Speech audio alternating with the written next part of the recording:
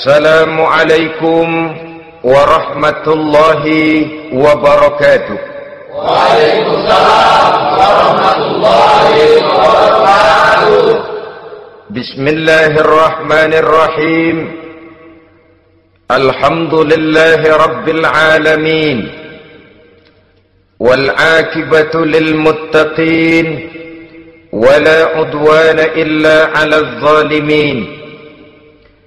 والصلاة والسلام على أشرف الأنبياء والمرسلين سيدنا ومولانا محمد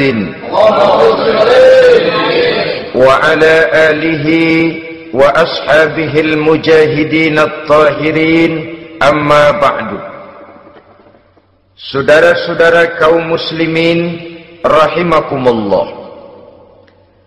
Salah satu kelebihan makhluk bernama manusia, yaitu bahwa Allah subhanahu wa ta'ala menghiasi hidup manusia ini dengan syahwat, atau yang lazimnya kita sebut sebagai hawa nafsu. Inilah tenaga yang merupakan daya dorong yang melahirkan dinamika dalam kehidupan manusia, yang menyebabkan terus-menerus terjadinya perkembangan dalam sejarah peradaban dan kehidupan manusia. Hawa nafsu bisa melambungkan seseorang kepada puncak kejayaan, dan hawa nafsu dapat menenggelamkan seseorang ke dasar jurang kehancuran yang paling dalam. Pada surah Ali Imran ayat 14, Allah subhanahu wa ta'ala berfirman, A'udzu billahi minasy syaithanir rajim. Zuyyina lin-nasi hubbus syahawati minan nisa'i wal banin wal qanatiril muqantarati minadh dhahabi wal fiddah wal khaylil musawwamati wal an'ami wal harth. Dzalika mata'ul hayatid dunya wallahu 'indahu husnul ma'ab. Mari kita perhatikan ayat ini lebih dekat lagi. Allah subhanahu wa ta'ala menjelaskan, Zuyyina linnasi hubbus syahawat. Makhluk manusia itu dihiasi dengan hawa nafsu. Dengan kata lain, hawa nafsu adalah perhiasan. Manusia tanpa hawa nafsu sama saja dengan orang yang tidak berhias, monoton, tidak mempunyai perkembangan dalam gerak kehidupannya. Tetapi kalau hawa nafsu adalah perhiasan, maka jika kita berbicara soal perhiasan, ada dua hal yang harus menjadi catatan pokok. Pertama, kapan satu perhiasan boleh kita pakai? Yang kedua, di mana perhiasan itu harus kita pakai? Kalau saudara berdandan rapi, pakai sepatu dengan kaos kaki, celana, jas, pakai dasi segala macam, tapi itu saudara lakukan pada saat saudara akan pergi ke WC, maka saudara sudah memakai perhiasan tidak pada waktu yang tepat. Begitupun sebaliknya, kalau jam tangan saudara pakai di kaki, kopiah saudara pasang di kaki, lalu sepatu naik ke atas jidat, maka saudara memakai perhiasan tidak pada tempatnya yang tepat. Demikian juga sifat yang bernama nafsu. Kapan dia boleh diperturutkan, di mana dia boleh disalurkan, adalah tugas daripada agama untuk mengatur syahwat atau hawa nafsu. Lihatlah kehidupan malaikat. Malaikat makhluk yang diciptakan Allah tanpa hawa nafsu. Maka kehidupan malaikat monoton. Malaikat tidak mempunyai peradaban dan kebudayaan. Malaikat adalah makhluk yang secara instinktif diciptakan untuk berbakti, tidak punya alternatif atau pilihan lain. Saudara lihat, ada malaikat yang sejak diciptakan diperintahkan untuk sujud, sujud saja sampai sekarang enggak bangun-bangun. Ada malaikat yang sejak diciptakan diperintahkan untuk tasbih, tasbih saja, yang lain tidak. Ada malaikat yang sejak diciptakan diperintahkan mencabut nyawa, nyawa saja urusannya, yang lain tidak. Pekerjaannya monoton, tetapi memang karena tidak ada hawa nafsu, tidak ada kecenderungan malaikat untuk nyeleweng. Belum pernah kita dengar misalnya ada malaikat Jibril korupsi ayat. Ini kelihatannya ayat bagus ini, nggak usah disampaikan kepada bawahan, Muhammad dipakai sendiri saja. Tidak. Kita belum pernah dengar malaikat maut keliru mencabut nyawa orang yang belum waktunya modar. Belum pernah. Malaikat itu ibadun mukramun, la ya'sunallaha fima amarahum wa yaf'aluna ma yu'marun. Maka kehidupan malaikat adalah monoton. Dinamika tidak ada, peradaban dan kebudayaan juga tidak ada. Andai kata bumi dan seluruh isinya diserahkan kepada malaikat untuk mengisinya, barangkali saudara tidak akan pernah kenal jembatan Semanggi, saudara tidak akan pernah kenal Monas, gedung-gedung bertingkat, gedung-gedung pencakar langit. Semua yang menggerakkan itu adalah karena manusia mempunyai hawa nafsu. Nah, kemudian pada kalimat berikutnya Allah memberikan rincian. Apa nafsu kepada apa yang paling menonjol dalam kehidupan manusia itu? Pertama, minan nisa, hawa nafsu kepada perempuan. Ini tentu yang ditujukan laki-laki. Dimanapun saja makhluk bernama laki-laki, kalau dia normal, tidak impoten, mesti suka kepada perempuan. Itu wajar, bin pantas alias normal. Tetapi tadi saya katakan di awal, nafsu kepada perempuan adalah perhiasan. Kapan makainya, di mana makainya, itulah tugas agama memberikan tuntunan dan aturan. Saudara-saudara kaum muslimin rahimakumullah, nafsu kepada wanita dapat mengantarkan seseorang kepada puncak kejayaan, tapi nafsu kepada wanita bisa menenggelamkan seseorang ke jurang kehancuran. Bergantung kepada latar belakang apa yang mendorong timbulnya syahwat tadi. Dengan kata lain, motivasi syahwat tadi digerakkan oleh iman dan ketakwaan, atau semata-mata karena memang syahwat yang merupakan kendaraan iblis. Penyelewengan pertama yang terjadi dalam sejarah kehidupan manusia adalah penyelewengan yang dilakukan oleh Nabi Adam alaihi salam pada saat ia memetik buah khuldi. Kenapa itu dilakukan oleh Nabi Adam? Karena terdorong oleh rasa sayang dan cinta kepada istrinya Hawa. Sebenarnya Hawa lah yang merajuk, Siti Hawa lah yang membujuk, dan Nabi Adam oleh karena syahwatnya kepada istrinya memperturutkan bujukan Siti Hawa itu. Peristiwa Nabi Adam ribuan tahun yang lalu akan terus relevan sampai ke zaman kita sekarang ini.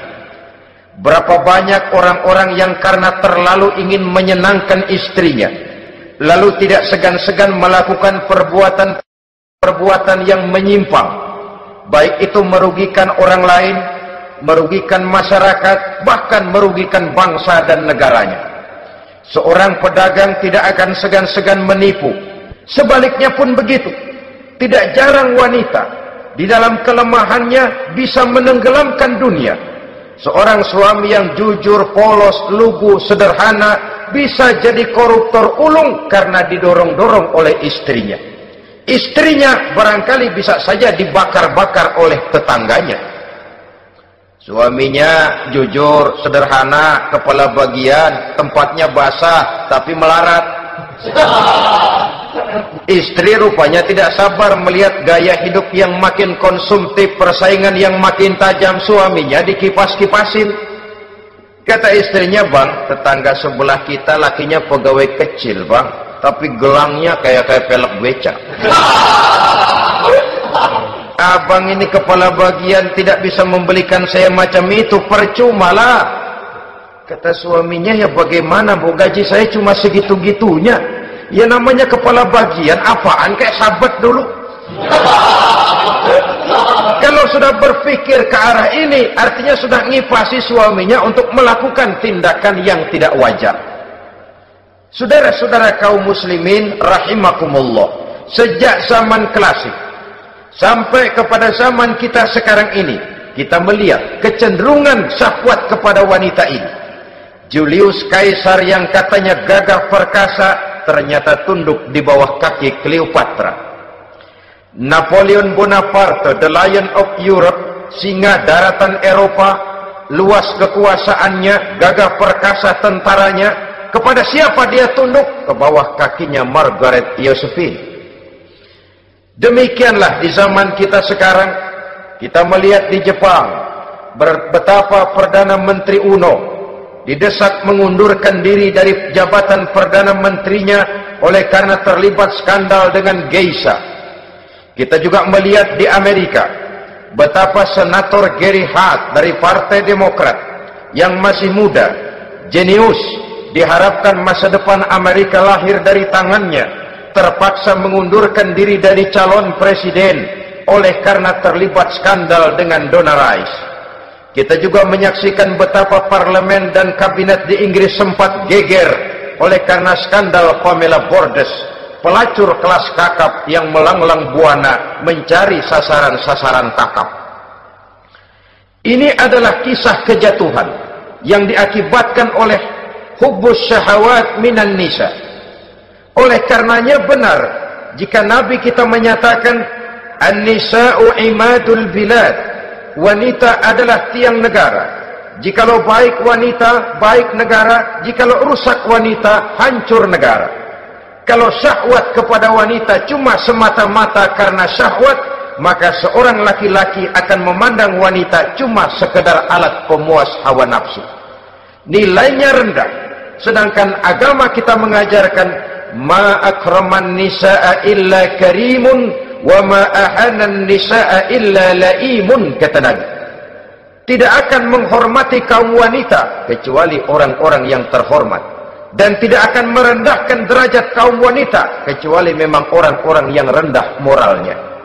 Dengan kata lain, apabila syahwat minan nisa ini dilandasi dengan semangat iman dan ketakwaan, maka kehidupan Rasulullah sallallahu alaihi wasallam sungguh menjadi figur dan contoh dalam kehidupan kita. Perkawinannya bukan karena wajah yang cantik semata-mata, tapi lebih merupakan nilai ibadah kepada Allah Subhanahu wa ta'ala. Dengan demikian, kecenderungan kepada hubbus syahawat minan nisa dikontrol oleh nilai iman. Barometernya, tolok ukurnya adalah iman. Di zaman sekarang banyak kasus kawin campur yang pada akhirnya akan membingungkan kita sendiri. Padahal Al-Quran secara jelas dan tegas memberikan bimbingan. Orang itu kalau sudah, kata Imam Syafi'i, wa ainur ridha an kulli aibin kalilatun kama anna aina suhti tubdil masawiya. Mata kalau dibalut cinta dia buta terhadap nista, tapi mata kalau dibalut benci hanya melihat yang keji-keji saja. Biasanya cinta kepada wanita memang bisa menimbulkan dorongan yang positif, tapi juga bisa membuat seseorang buta sama sekali. Dorongan yang positif paling kurang dari segi penampilan. Coba lihat lelaki kalau lagi demen perempuan, lenjeh banget. Sisiran rambutnya rapi, keriskaan bajunya lancip, sepatunya mengkilat, kantong celananya tebel, perkara anduk isinya bukan soal. Yang penting kan gaya. Lalu dinamis, kreativitasnya ada saja timbul. Tapi pada sisi lain, jikalau orang sudah kehilangan pertimbangan, juga kadang-kadang tidak segan-segan mengorbankan akidah, mengorbankan nilai-nilai iman. Padahal ini taruhan utama, sampai Quran dengan tegas memberikan peringatan. Wala amatun mu'minatun khairun min musyrikatin walau a'jabatkum. Perempuan budak yang hitam legam, kalau beriman itu lebih baik untuk dinikahi daripada wanita cantik berkulit kuning langsat tapi musyrik. Lebih baik budak yang hitam legam beriman daripada wanita cantik berkulit kuning langsat berhati bangsat. Tapi kita kadang kehilangan pertimbangan. Karena agama, karena cinta agama digadaikan. Karena cinta akidah terjual. Karena cinta keyakinan jadi korban. Ini semua penyakit yang datang dari hubbus syahawat minan nisa. Kecenderungan mengumbar nafsu kepada perempuan. Ini memang perhiasan, tapi bisa juga jadi bumerang dalam kehidupan manusia. Berapa banyak penyelewengan terjadi karena pengaruh wanita yang tidak bisa jadi bisa. Ini pengaruh di dalam kehidupan memang sedemikian besarnya. Sehingga saudara-saudara kaum muslimin, inilah yang perlu dikendalikan dalam kehidupan, kapan dan di mana. Kalau nafsu adalah perhiasan, kapan dan di mana perhiasan itu harus kita pakai. Di mana dia harus kita tempatkan. Begitu juga yang menyangkut soal perempuan. Kapan? Ya kapan tentu kalau sudah nikah. Di mana? Yang jelas bukan di depan umum.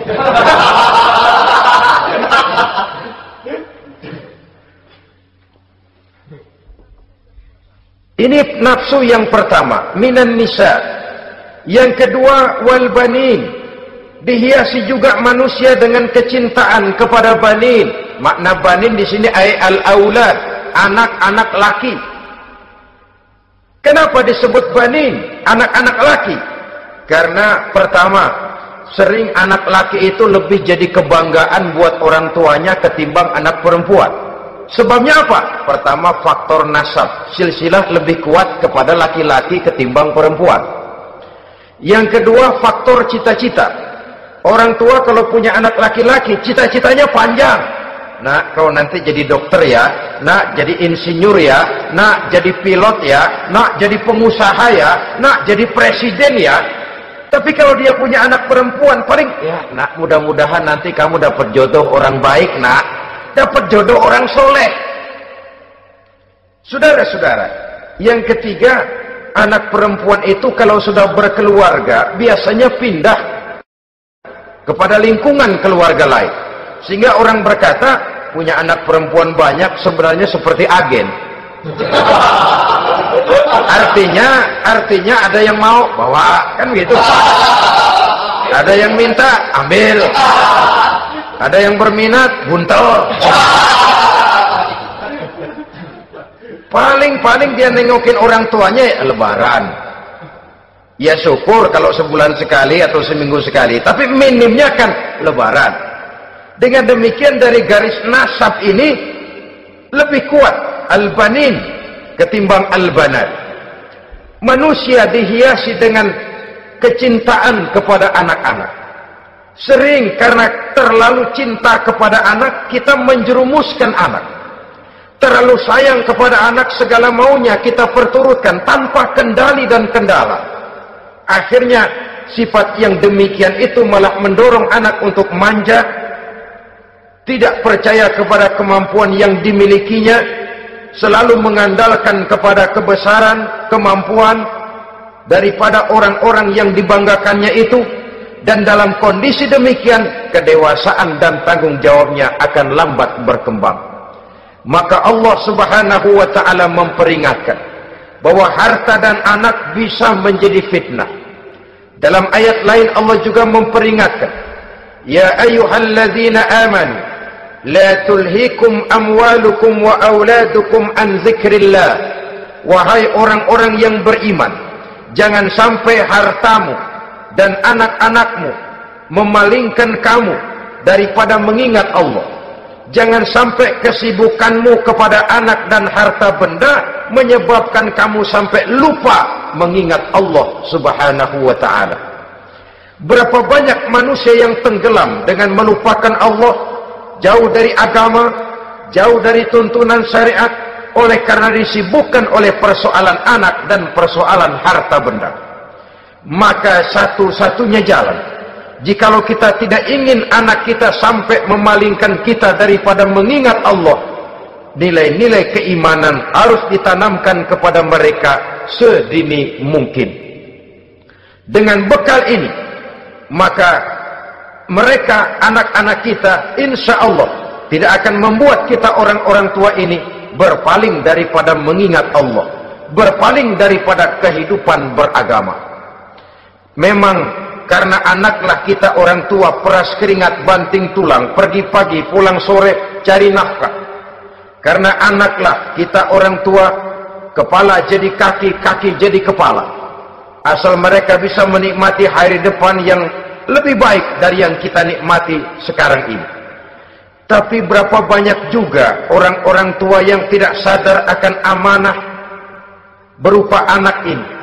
Mereka lalai, mereka bersikap masa bodoh, padahal tidak akan ada yang tidak dipertanggungjawabkan di hadapan Allah Subhanahu wa ta'ala. Orang tua bisa mendapat pensiunan pahala kalau anaknya tumbuh menjadi anak yang soleh. Tetapi orang tua pun bisa saja masuk neraka karena anaknya menjadi anak yang kurang ajar dan orang tuanya sama sekali tidak pernah memberikan pendidikan yang sebagaimana mestinya. Saudara-saudara kaum muslimin rahimakumullah, kita tentu berharap memperoleh pensiunan pahala dan bukan mendapat tambahan dosa dari kekurang ajaran anak-anak kita akibat kita sebagai orang tuanya tidak pernah mau mendidik mereka. Dalam hadis ada diriwayatkan, ada anak kurang ajar, sembahyang tidak, puasa ibadah tidak, kenal Allah tidak, beriman pun tidak, dosa kelewat banyak, kejahatan berkarat. Di akhirat nanti disidang dia, ditanya, kamu kenal siapa Tuhanmu? Tidak. Kamu tahu siapa nabimu? Tidak. Kitab sucimu apa? Tidak tahu. Kiblatmu di mana? Tidak ada. Kamu sholat? Tidak pernah. Kamu puasa? Tidak pernah. Wah, kalau begitu kamu rusak sekali. Kamu neraka. Anak ini mengajukan protes. Saya menuntut keadilan. Benar saya tidak kenal siapa Tuhan saya. Saya tidak tahu apa kitab suci saya. Saya tidak pernah mendirikan sholat, tidak pernah melaksanakan puasa. Pendeknya tidak ibadah dan tidak iman. Tapi semua itu terjadi sebab-sebabnya tidak lain karena orang tua saya tidak pernah mendidik dan mengajarkan saya. Orang tua saya tidak pernah mengarahkan saya ke jalan itu. Sampailah saya seperti keadaan yang sekarang ini. Orang tua saya enak-enakan ngaji, saya teler diantepin aja. Orang tua saya memegang kitab, saya megang botol. Dia tahu, dia diam saja. Dia tahu dan dia tidak memberikan peringatan. Karena orang tua saya lah, maka saya jadi seperti sekarang ini. Kalau saya harus masuk ke dalam neraka, saya menuntut keadilan agar orang tua saya juga ikut bersama saya gabung ke dalam neraka. Orang tuanya yang baik-baik dipanggil, sudah mau berangkat ke surga nih orang tua, dipanggil, "Entar dulu Mas, ini dulu." Mau kemana, gancang banget? Surga Pak, nanti dulu urusan belum beres. Ini benar anakmu ini? Dilihat anaknya, iya anak saya ini. Waktu di dunia nggak pernah diajarin ngaji, nggak pernah. Sampai dia nggak kenal Tuhannya, nggak kenal nabinya, nggak kenal kiblatnya, nggak kenal kitabnya. Iya. Dia sembahyang, kamu diam, dia nggak sholat, kamu diamin aja. Iya kali. Kenapa pakai kali? Yang benar ngomong Mas. Ramadan dia nggak puasa, kamu nggak tegur, kamu diam saja. Iya. Wah, kamu nggak tanggung jawab. Kamu tahu anak itu adalah amanah. Menyia-nyiakan amanah adalah khianat. Khianat adalah dosa besar. Jadi bagaimana saya? Ya kamu gabung sama anakmu, join ke neraka berdua bareng. Lantaran kamu tidak mau mendidik mereka, anak-anakmu, maka jadilah anak-anakmu seperti sekarang ini. Saudara-saudara kaum muslimin rahimakumullah.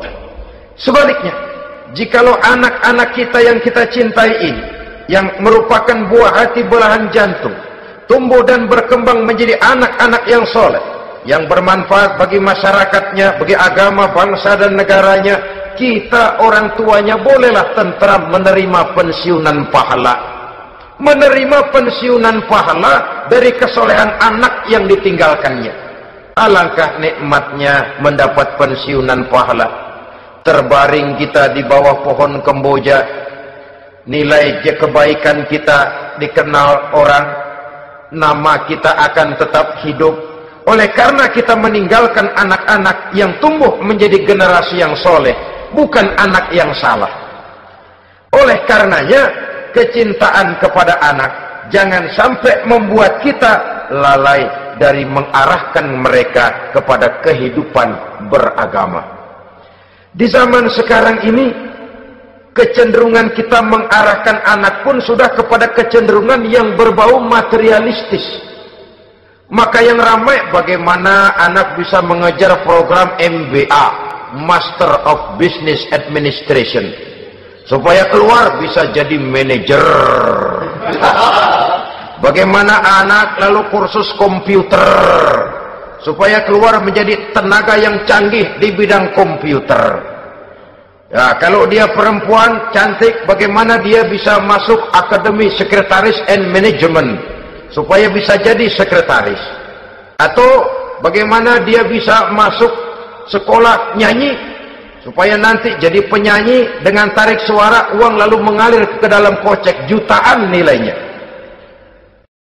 Maka yang ramai pun hal-hal yang semacam itu.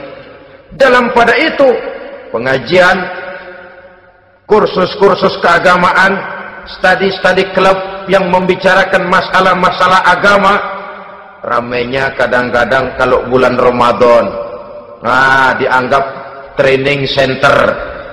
Ya lumayan, daripada tidak sama sekali mah lumayan. Tapi dengan demikian ini kan merupakan bagian terpokok dari kehidupan manusia.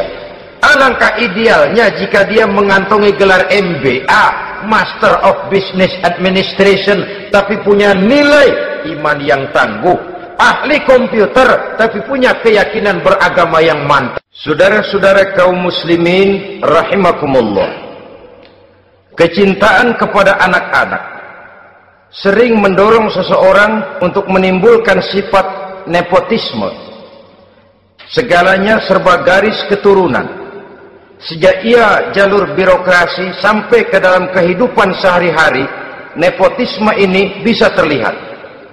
Orang kehilangan kondisi objektivitasnya. Mampu atau tidak, soal lain. Bidangnya atau tidak, bukan soal. Yang penting masih ada hubungan keturunan. Maka timbullah tumpang tindih untuk sesuatu pekerjaan yang tidak sesuai dengan kemampuan dan keahliannya. Di desa-desa kita melihat masjid, ketua masjid bapaknya, bendahara anaknya, sekretaris mantunya, Bilal besannya, kul beduk engkongnya. Pokoknya asal masih ada garis keturunan, masuk, tidak minggir. Ini pada akhirnya kurang menciptakan pemerataan kesempatan. Iyalah kalau profesinya, tapi kan jarang yang demikian itu. Kita boleh cinta kepada anak-anak kita, tapi jangan lalu mempergunakan posisi yang kebetulan kita gunakan untuk menempatkan anak-anak kita lebih dari kemampuan yang mereka miliki. Nepotisme yang lahir. Sehingga ini bukan saja tidak mendidik, tapi mengakibatkan terjadinya tumpang tindih. Tidak lagi berprinsip the right man on the right job, bahwa orang harus ditempatkan sesuai dengan keahliannya, tapi kita sudah berpikir subjektif. Ahli atau tidak ahli, asal masih berbau keturunan, ayo silakan. nepotisme yang akan lahir.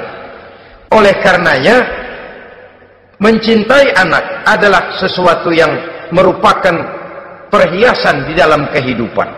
Wajar, tetapi harus kita menempatkannya sesuai dengan semestinya. Ini yang kedua. Yang ketiga, nafsu yang menghiasi hidup manusia itu adalah nafsu kepada wal qanatiril muqantarati minadh dhahabi wal fiddah. Al-qantarah ay al-malul katsir. Kecintaan, kesenangan, nafsu kepada harta benda yang banyak daripada emas dan perak. Ini tentu sesuai dengan situasi dan kondisi. Kecintaan untuk mengumpulkan harta benda yang sebanyak-banyaknya, baik itu berupa emas, baik itu berupa perak. Ini cuma penyebutan beberapa jenis dari kecenderungan manusia kepada harta benda. Bukankah sering dikatakan orang bahwa manusia di dalam berhadapan dengan harta itu seperti meminum air laut? Makin diminum, makin kering tenggorokan, makin haus kita dibuatnya. Apabila watak ini kita perturutkan, maka manusia tidak akan pernah kenal puas, tidak akan pernah kenal cukup. Nabi kita memberikan peringatan, "Lau anna libni Adam wadiyani min zahabin labtagha lahuma thalisan wa la yamla'u jawfa ibni Adam illa turab." Andai kata manusia mempunyai dua buah ladang yang seluruhnya berisi emas, akan puaskah manusia? Tidak, mereka akan cari ladang emas yang ketiga. Wala yamla'u jawfa ibni Adam illa turab. Sungguh mulut manusia ini tidak akan pernah penuh terisi kecuali kalau sudah disumpal dengan tanah. Artinya kalau sudah dia dipendam di liang lahat baru cukup. Tetapi sepanjang dia masih bergerak, masih hidup dan bernyawa, masih bisa berusaha dan berbuat, dia tidak akan pernah mengenal puas. Ini akan mendorong manusia terjebak kepada menghalalkan segala cara untuk mencapai tujuan. Yang penting kaya, kan begitu. Dan cepat. Sebab sekarang orang sering motong kompas. Yang penting kan cepat kaya. Soal cara, kalau jujur aja mah, sampai kapan mau kaya? Perkara itu renten, bukan soal. Perkara itu judi, tidak jadi masalah. Perkara itu korupsi, menyangkut hak orang banyak, bukan soal. Yang penting cepat kaya. Dan anehnya lagi, tidak malu menumpuk kekayaan dengan cara yang tidak wajar. Ya kan orang hidup bermasyarakat tuh bisa dianalisa tuh. Emang usahanya apa sih? Gajinya sebulan berapa sih? Kok bisa gitu-gitu bener sih? Dari mana sih? Secara langsung orang tidak berani bertanya, tapi dari mulut ke mulut akhirnya tersebar jadi rahasia umum. Si Ano kan punya Ano, dia Anonya seano. Ini bisa jadi bahan pertanyaan dalam kehidupan, akhirnya jadi gunjingan. Orang sudah tidak terlalu peduli dari mana kekayaan itu diperoleh, yang penting kaya. Dengan menghalalkan segala macam cara, terjebaklah ke dalam cara-cara mafia, terjebaklah ke dalam cara-cara yang tidak wajar, tidak bijaksana, memperkuat klik, clean, dengan menghantam yang lain. Saudara-saudara kaum muslimin rahimakumullah, bahwa manusia punya nafsu ingin kaya itu boleh. Boleh. Agama memberikan tuntunan, memberikan aturan. Tidak hanya sekedar asal kaya, tidak hanya sekedar asal banyak harta. Malahan hadis menyatakan, kalau saudara diberikan umur panjang, pertanyaan akhirat cuma satu kok. Umurmu kau habiskan di mana? Kalau saudara diberikan amanah berupa ilmu pengetahuan, pertanyaan akhirat juga cuma satu kok. Ilmumu kau amalkan untuk apa? Tapi kalau kita diberikan amanah berupa harta benda, pertanyaan akhirat itu dua.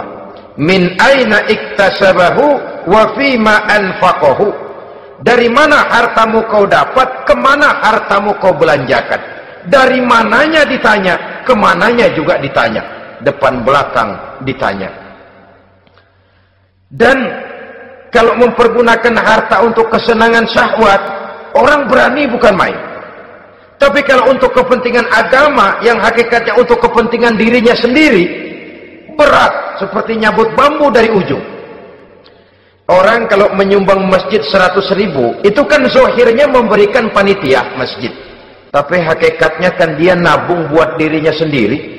Seolah-olah dia cuma berkata, Pak, tolong saya titip 100.000, ini untuk kepentingan saya di akhirat nanti. Silakan uangnya mau dibelikan semen, pasir, kaca, pintu, jendela, silakan. Saya cuma titip, ini untuk saya di akhirat nanti. 100.000, Pak. Zahirnya dia memberikan kepada panitia masjid, madrasah, pesantren, yatim piatu. Hakikatnya dia nabung buat dirinya sendiri di akhirat. Malah tabungan ini bukan SDSB namanya, SDBS. Sumbangan dana berhadiah surga, itu SDBS namanya. Sekarang orang mengejar SDSB, lalu berat mengejar SDBS. Sumbangan dana yang berhadiah surga langsung dari Allah Subhanahu wa ta'ala. Coba kalau dia main golf, sewa lapangan golf itu 400-500 ribu sebulan, paling 4-5 kali main. Beli stick golfnya saja sampai jutaan. Datang panitia pembangunan masjid 100.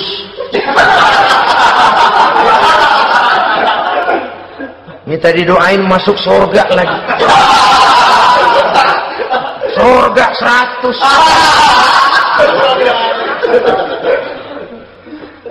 Saudara-saudara kaum muslimin rahimakumullah, kecintaan kepada harta benda yang banyak, baik berupa emas, berupa perak, mendorong orang untuk berlomba-lomba yang Allah peringatkan dalam Al-Quran, alhaakumut takatsur hatta zurtumul maqabir. Kamu telah lalai akibat kamu berlomba-lomba memperbanyak materi dunia. Hatta zurtumul maqabir, sampai kamu dekat masuk ke liang kubur, baru rupanya sadar bahwa perlombaan ini tidak akan pernah sampai ke garis finish. Betapapun jauhnya rally Paris-Dakar, garis finishnya ada. Betapapun hebatnya medan yang ditempuh, buasnya gurun pasir Afrika, garis finishnya pasti ada. Itu kan rally yang terbuas di dunia katanya, Paris-Dakar. Tapi garis finishnya ada. Namun jikalau kita berlomba memperbanyak harta, kita tidak akan pernah sampai ke garis finish. Yang kecil-kecilan aja dah. Kalau orang ditanya, kamu kenapa sih belum mau sembahyang? Ya bagaimana mau sembahyang, Pak, tinggal di Jakarta masih kontrak. Saban habis tahun diubur-ubur yang punya rumah. Kalau punya rumah sendiri walaupun kecil-kecilan, saya mau ibadah, Pak. Ya, diberikan rezeki oleh Allah, bisa bikin rumah walaupun kecil-kecilan. Belum juga mau sembahyang. Kok belum juga sembahyang? Iya, Pak, rumah emang udah punya sendiri, cuman kecil, Pak. Atasnya atap, kalau hujan aja bocor.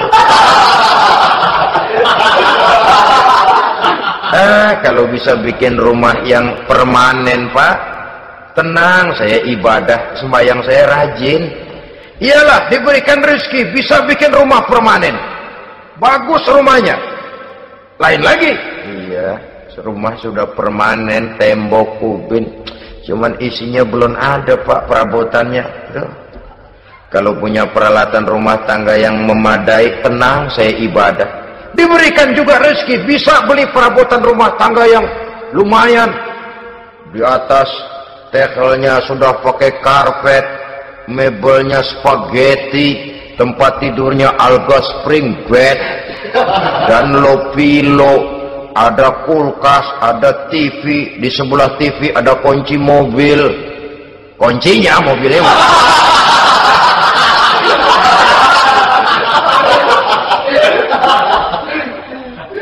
Bagaimana? Sekarang sudah cukup perabotan? Perabotan sudah ada, Pak, cuman kendaraan belum punya ini. Kemana-mana masih ngukur jalanan aja. Kalau punya kendaraan enak, kemana-mana cepet Pak, mau ke masjid juga getap dah, rajin. Diberikan rezeki, bisa beli kendaraan, lain lagi nanti. Sudah punya sepeda, pengen punya motor, kepengen punya mobil, kepengen punya pesawat terbang, pengen punya kapal induk. Sudah punya kebun, pengen beli sawah, sudah punya sawah, pengen punya gunung, sudah punya gunung, laut diborong. Perlombaan materi tidak akan pernah membawa kita ke garis finish, karena sifatnya sangat abstrak, bahkan akan mendorong kita seperti gurita, cenderung kepada penyakit tamak bin rakus alias serakah. Dengan demikian saudara-saudara, bahwa kecintaan kepada harta merupakan nafsu, dan nafsu itu adalah perhiasan, dia bisa menjadi daya dorong positif. Kalau dalam upaya memperoleh harta itu kita tidak akan keluar dari tujuan keridhaan Allah. Saya cari nafkah, tapi yang Allah ridho. Saya ingin kaya, tapi dengan cara yang Allah ridho. Ini kunci yang akan menyelamatkan kita manusia dari perangkap menghalalkan segala cara. Ini yang ketiga. Yang keempat, dihiasi manusia itu dengan nafsu kepada wal khailil musawwamah, kuda yang bagus, kendaraan yang bagus, kuda yang terpelihara. Al musawwamah ada yang mentafsirkan ar-ra'iyah. Ar-ra'iyah itu yang digembalai, binatang ternak, kuda yang digembalai atau kuda yang diikat. Artinya, kalau dulu kan yang namanya tuan-tuan tanah itu baru dibilang bejeger kalau kemana-mana naik kuda. Jet set zaman dulu itu udah kelompok jet set itu kendaraan. Kalau sekarang baby benda, dulu mah kuda band.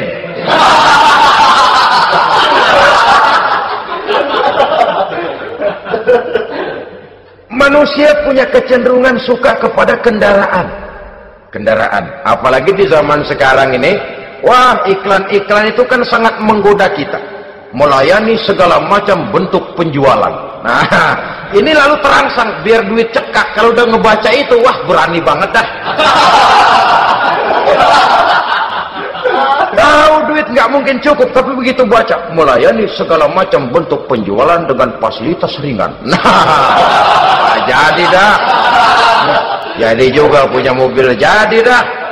Perkara utang itu bakal nyekek leher, bukan soal. Kasihan saudara-saudara kita di daerah-daerah yang terjebak kepada iklan-iklan merangsang yang akhirnya di luar kemampuan, sehingga terjebak pada saat dia harus mengembalikan kredit, dia tidak mampu, barang disita, uang hangus, nyengir deh. Bekipas sembari tahlil. Habis arang besi binasa. Bahwa kita menginginkan kendaraan yang serba baik, silahkan. Tiap akhir tahun ganti merek, keluar yang baru, ganti lagi. Itu kalau orang yang mampu. Buat kita yang tidak mampu, kenapa tidak bersyukur melihat yang lebih rendah di bawah kita? Alhamdulillah kita punya mobil, tangga kita cuman punya motor. Yang punya motor, syukur kita punya motor, bisa rada cepetan. Tangga sebelah punya sepeda, mana-mana kekejek mulu.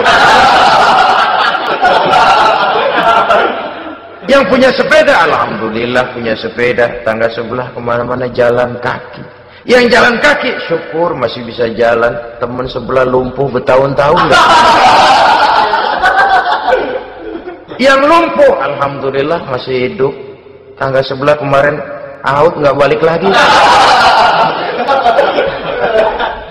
Saudara-saudara, saya pikir menengok ke atas itu perlu supaya ada rangsangan kita untuk maju. Tapi menengok ke bawah pun juga lebih perlu agar kita mensyukuri yang ada dan tidak suudzon, tidak buruk sangka kepada Allah. Apa yang diberikan Allah kepada kita sekarang ini, itulah yang terbaik menurut Allah untuk kita. Saudara-saudara kaum muslimin rahimakumullah, Dahulu ada seorang pemuda, matanya buta. Dia mengeluh, "Ya Allah, kenapa saya dilahirkan dalam keadaan buta? Apa dosa saya? Apa salah saya? Andai kata saya tidak buta, saya melihat keindahan alam ini, saya lebih akan bersyukur kepadamu ya Allah." Nah sudah, dia berburuk sangka kepada Allah. Satu hari, ini Raja Baduy di pedalaman mengerahkan tentaranya menculik anak-anak muda. Ini Raja Baduy ini kanibal, artinya suka makan daging manusia. Anak-anak muda ini diculik. Yang masih muda-muda ya, kalau kambing muda itu kan di sop rada sedap. Rupanya ini Raja kanibal ini begitu. Anak-anak muda termasuk ya pemuda yang buta tadi itu kena culik. Ya sudah diculik, rawatlah di istana raja ini, diberikan pakaian bagus, dikasih makan serba enak. Sebab apa? Supaya badannya gemuk. Setelah gemuk nanti dipotong di sop legit. Udah, kerjanya cuma makan tidur, fasilitas nikmat, tidur enak.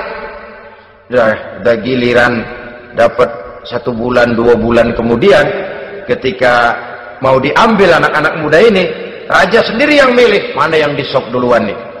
Sampai giliran anak muda yang buta ini, raja geleng kepala. Yang begini mah buta, dagingnya nggak enak. Ini satu lepas saja, lepas. Saya mau makan daging orang buta, lepas saja. Pulang ini anak muda, batinnya bersyukur, sujud syukur, ya Allah, katanya untung saya buta. Coba kalau saya nggak buta, udah habis saya di sop. 2 bulan yang lalu dia mengeluh, "Ya Allah, kenapa saya dilahirkan dalam keadaan buta?" Sekarang dalam pulang ke rumah, perjalanan menuju ke rumah, dia berkata, "Alhamdulillah, andai kata saya tidak buta, habis badan saya di sop oleh raja yang kanibal tadi." Saudara-saudara kaum muslimin rahimakumullah. Jadi dengan demikian pola hidup yang konsumtif sesungguhnya sangat tidak mendidik apabila dilatar belakangi oleh kemampuan yang tidak menunjang. Dengan demikian setidaknya mendidik orang untuk berkhayal. Anak-anak muda sama merek mobil ngerti banget dah, punya kagak? Ini BMW model terakhir nih. Nih, kemarin gue ngeliat di sana, gue megang lah.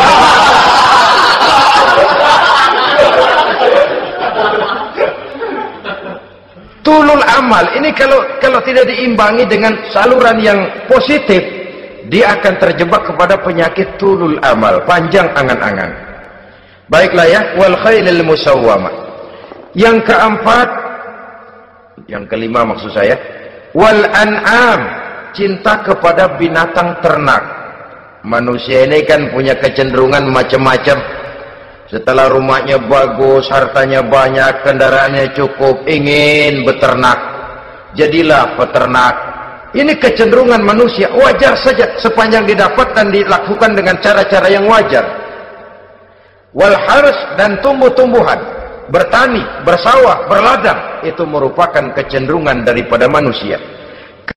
Keseluruhan itu kata Allah, kecintaan kepada wanita, kepada anak, kepada harta benda, kepada kendaraan, kepada binatang ternak, kepada tumbuh-tumbuhan, dzalika, semua itu mata'ul hayatid dunya, merupakan kesenangan hidup dunia.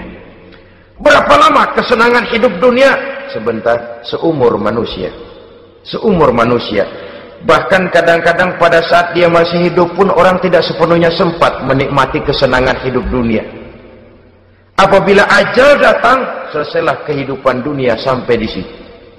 Orang-orang kafir, buat mereka surganya di dunia ini.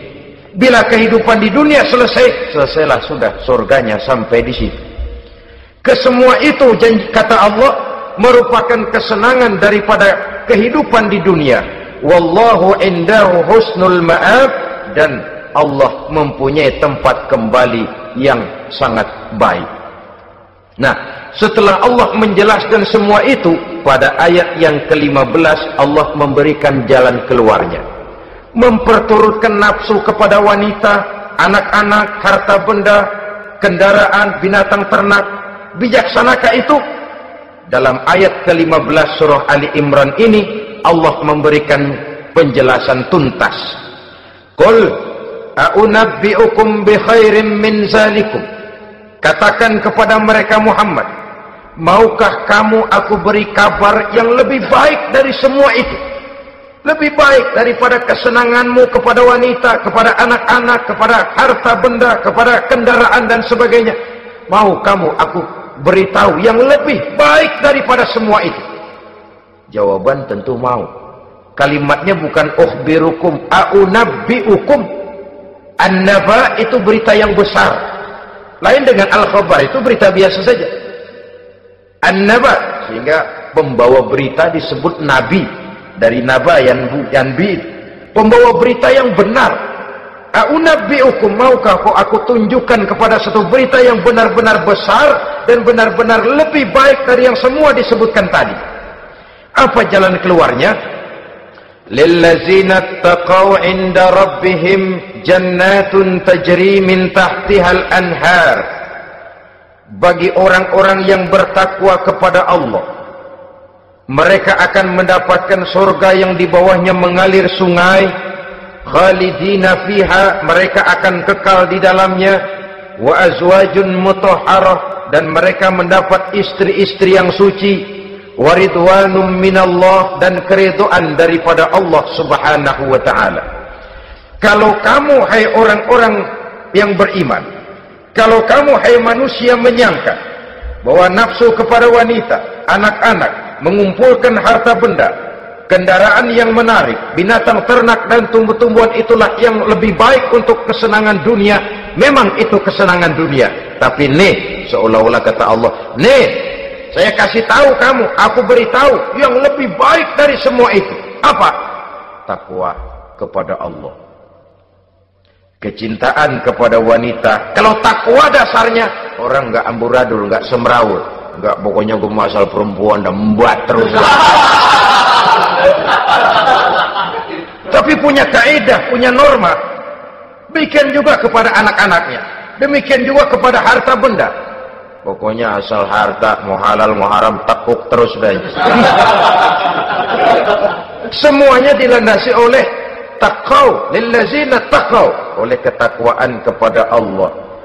Nah, ketakwaan ini akan menghasilkan apa? Inda rabbihim jannatun tajri min tahtihal anhar. Melahirkan, menghasilkan surga yang di bawahnya mengalir sungai-sungai. Saudara-saudara kaum muslimin rahimakumullah, jika kita menyangka bahwa wanita bisa memberikan kesenangan, iya, kesenangan dunia. Jika kita menyangka bahwa harta benda bisa memberikan kesenangan, iya, kesenangan dunia. Jika kita menyangka bahwa kendaraan bisa memberikan kesenangan, iya, kesenangan dunia. Tapi kita tidak cuma ingin itu, kita ingin itu semua juga bisa membawa kesenangan akhirat. Caranya landasi dengan takwa. Kesenangan kepada wanita didasari dengan takwa. Maka jangan jadikan wanita cuma sekedar alat pemuas hawa nafsu. Kesenangan kepada anak-anak dilandasi dengan takwa. Maka anak-anak diarahkan kepada jalan yang diridhoi Allah. Kesenangan kepada kendaraan dilandasi dengan takwa, maka kendaraannya selalu mengarah berjalan menuju jalan takwa, diridhoi oleh Allah Subhanahu wa taala. Kalau tidak, tuh mobil selempongan Ancol gancang banget dah. Tapi giliran dihadapin ke masjid, mogok mulu. Urusan ngaji ada aja halangannya tuh kendaraan. Tapi kalau untuk urusan maksiat, ngebut benar-benar. Dilandasi dengan ketakwaan, sehingga dengan demikian tidak hanya sekedar surga di dunia ini, tapi lebih-lebih di surga di akhirat nanti. Khalidina fiha, kekal. Kalau dunia ini kan zillun zail, bayangan. Hari ini kita jaya, besok kita bangkrut. Siapa yang mau menghalangi? Hari ini kita melambung, besok kita nyungsep. Siapa yang bisa menarik? Tidak kekal, berubah, temporer, relatif. Di sana kebahagiaan yang dilandasi dengan takwa ini sudah surga, kekal di dalamnya, azwajun mutahharah. mendapat istri-istri yang suci. Suci dalam arti belum pernah dijamah orang lain. Suci dalam arti tidak pernah terkena halangan. Seperti men misalnya. Baik menstruasi atau mencret, itu tidak. Azwajun mutahharah. Konon makna mutahharah ini ya artinya juga bisa selalu gadis, bidadari. Selalu perawan. Tidak pernah janda. Walaupun tiap hari dipakai, perawan terus. Dan yang lebih penting, waridwanum minallah, mendapat ridho dari Allah Subhanahu wa taala. Jadi hawa nafsu dengan motivasi takwa, itulah sesungguhnya yang dikehendaki oleh Ali Imran ayat 14 dan 15. Dengan demikian, manusia dengan ketakwaannya mengendalikan hawa nafsu dan bukan malah dikendalikan oleh hawa nafsunya. Sehingga dengan demikian seluruh fasilitas yang dimilikinya, baik itu berupa istri, anak, kendaraan, binatang ternak, harta benda, tanam-tanaman, seluruhnya semakin meningkatkan ketakwaannya kepada Allah Subhanahu wa taala. Mudah-mudahan kita bisa mencapai tingkat ini, di mana kita hidup mampu dan sanggup mengendalikan nafsu, bukan malah dikendalikan oleh hawa nafsu. Terima kasih dan mohon maaf. Wassalamualaikum warahmatullahi wabarakatuh. Waalaikumsalam warahmatullahi wabarakatuh.